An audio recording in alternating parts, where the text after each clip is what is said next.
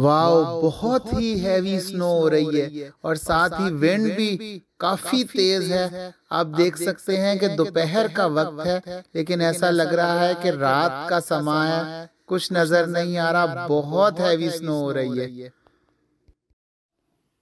मैं इस खूबसूरत मंजर को कैप्चर करने के लिए अपने घर से बाहर आ गया हूँ, ताकि आपको स्नो की ये जो ताज़ा सूरत हाल है, ये स्नो स्टॉर्म की, ये दिखा सकूं कि किस कदर हवा चल रही है और साथ ही स्नो है।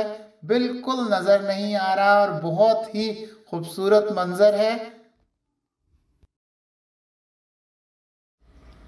एनवायरनमेंट कनाडा और ओंटारियो गवर्नमेंट ने ये वार्निंग जारी की हुई थी कि ये जो स्नो स्टॉर्म है, ये heavy snow combined with blowing snow होगा।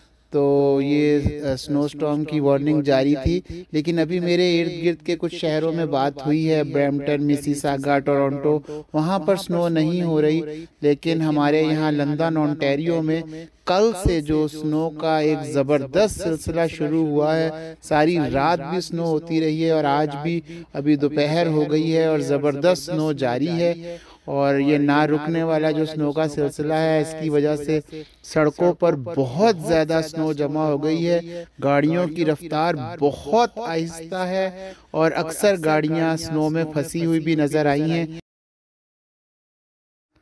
ये वो कुर्सी है जहां मैं अच्छे वक्तों में बैठकर चाय पिया करता था। अब आप इसकी सूरत हाल देख सकते हैं कि मेरे बैकयार्ड में पड़ी हुई कुर्सी और टेबल के ऊपर बर्फ के ढेर लगे हुए हैं।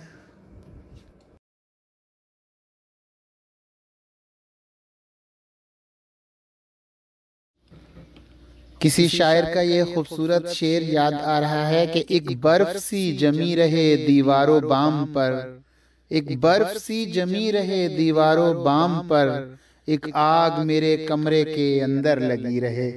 तो वाकई अब दिल तो यही चाह रहा है कि हीटिंग तेज कर दी जाए, क्योंकि सर्दी काफी है। अगले प्रोग्राम तक के लिए अपने मेजबान बाबर अता को इजाजत दीजिए। अल्लाह निगहबान।